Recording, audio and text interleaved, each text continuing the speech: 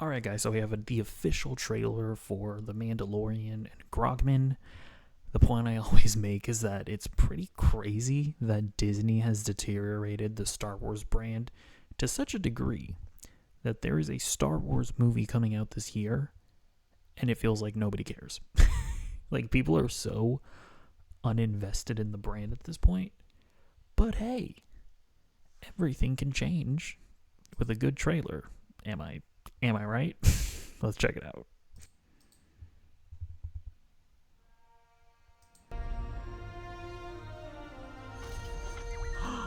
Star Wars music, guys. I recognize Star Wars. Is that an R2 thing? Is it, what was it called? Or are they all called R2 droids? And the D2 like specifically designates like R2D2. Is that how that works? I legitimately have no idea.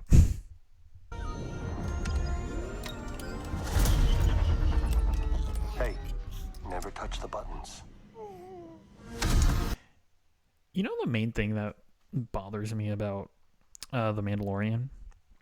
It's the fact that, how do I say this? It's the fact that Grogu is technically not a baby. Isn't he like technically 50 or something? Why does he still act like a baby? Because one of the things that I liked about Yoda was that he is like hundreds of years old, and he is so wise because he's able to have the wisdom that comes from being hundreds of years old. But I guess I can't remember exactly if they explained it or if it was like, oh, he develops slower. It's like, well, then that sucks, doesn't it? I don't know. Maybe the argument is that once whatever species Yoda and Grogu is, that once they get to that developmental age, once they're fully developed, then then the wisdom starts accumulating over the course of their lifetime. But it's just like, now that I know that he's like 50 or something, or 80, it's like seeing him be like, oh, I'm going to press around the buttons because I'm a baby. It's like, it doesn't work. It's just weird.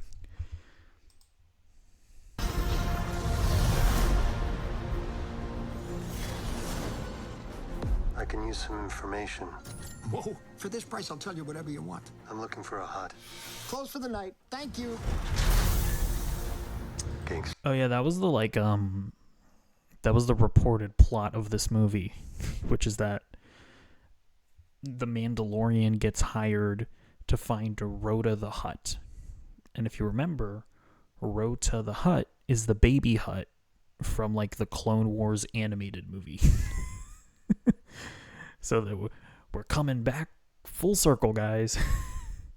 Oh, this is going to be the next Star Wars movie that bombs. That's how they connect. War criminals. Long live the Empire. We'll take out every bad guy in your deck of cards. That's cute. I like seeing... I mean, don't get me wrong. I still think he's cute. It's just the disconnect there. But yeah, I like seeing him give a little salute.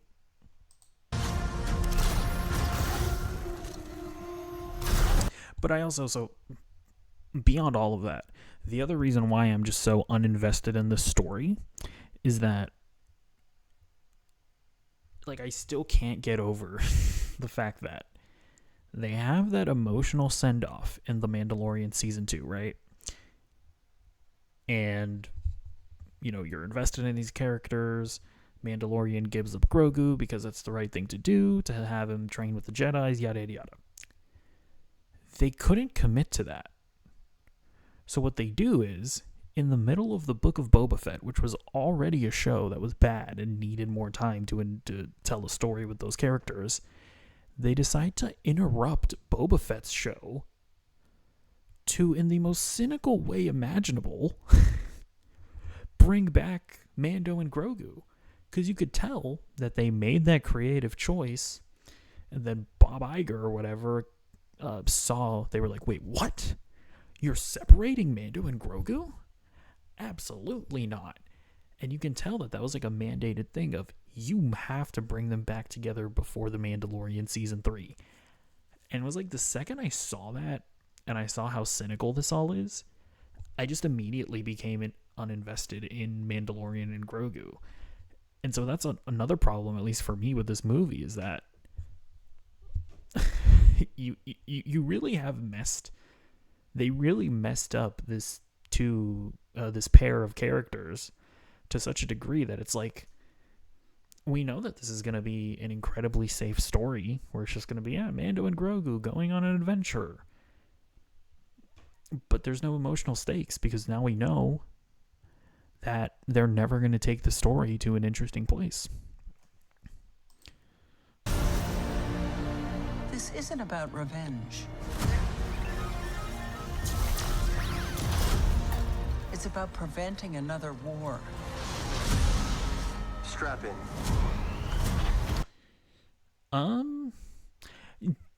That will be the interesting thing to see if Dave Filoni can do, because Dave Filoni did an okay job of like revitalizing the prequels and fleshing out that story, right? And making people, I feel like, an entire generation invested in the prequels. It is going to be interesting, right? Because now he sort of has to do the same thing going from the sequel trilogy into the sequel trilogy. Or what am I saying? No, the original trilogy going into the sequel trilogy of like, can he bridge that gap to such a degree that all of us people that don't like the sequel trilogy, like, can he redeem it in some way? Or at the very least, make us invested in those events and the history of it all, and at least get to a point where we can tolerate the sequel trilogy and just kind of accept it as Star Wars or whatever. It'll be interesting to see how, or if, they're able to do that. Whether it be with Mandalorian content, or maybe just with another animated series. That really is what they should do, right? They should do like a Clone Wars style animated series, but with Luke Skywalker. Yeah, that has to be a thing that they're working on, right?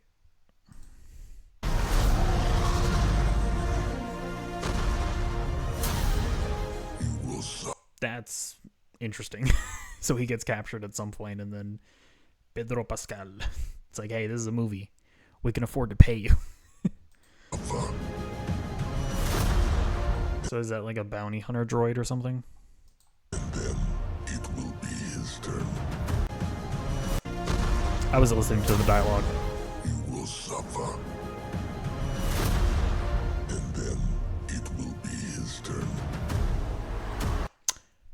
So, who?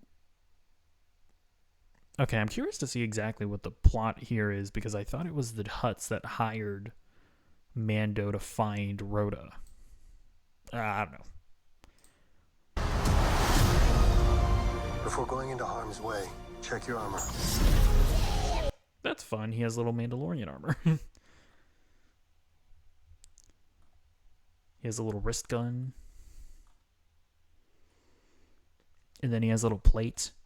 Will they give him a helmet? I feel like that has to be a thing, right? The kid will live centuries beyond me. I won't always be around to protect him. Are you scared? You should be. Do we run? That is so weird.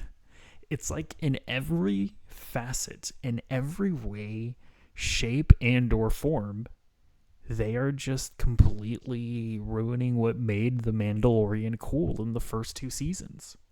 I already explained how cynical it was that they brought the two together in the way that they did. Now you can tell that the mandate was, hey, this is a movie now. We have Pedro Pascal. Pedro Pascal is a big star. He has to have his helmet off for at least a good portion of this movie. That is so lame. Like, look, hopefully the movie's good. I want it to be good.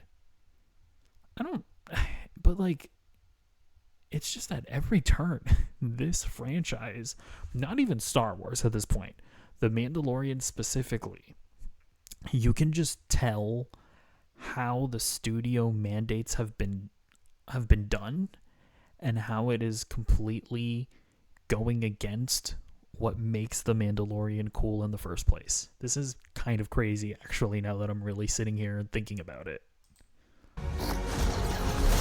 Or do we fight? Oh, that's Alien Man. What's his name? Zeb or whatever from Star Wars Rebels, right? That could be cool. Or do we fight? I like this kid. That did not look good. I like this kid. That's not good CGI. It's a little creepy, some might say.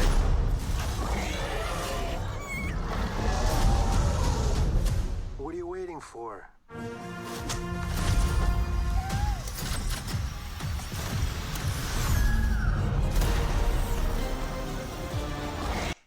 That's cute, I guess.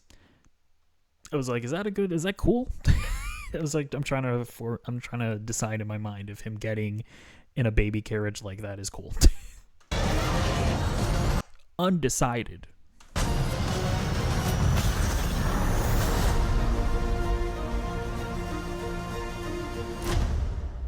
Let's save the rest for after dinner.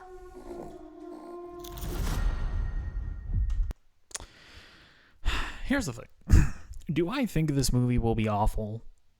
No. Do I think this movie will be great? No. I'm sure it'll be fine. Like, I doubt that Jon Favreau is going to direct an awful movie here. It's just I can just feel all of the studio mandated notes. And that A, takes me out of the story, and B, makes me feel like it makes me feel like the story is not going to go anywhere interesting. It makes me feel like their relationship isn't going to be developed interestingly. It really does feel like you can feel the studio going, hey, these two characters are our biggest cash cows right now, and they need to remain in such a way that they are as profitable as possible. And that's just lame. I don't know. But we'll see. Let me know what you think. Are you excited for it? Let me know in the comments down below, and I'll see you in the next video. Goodbye.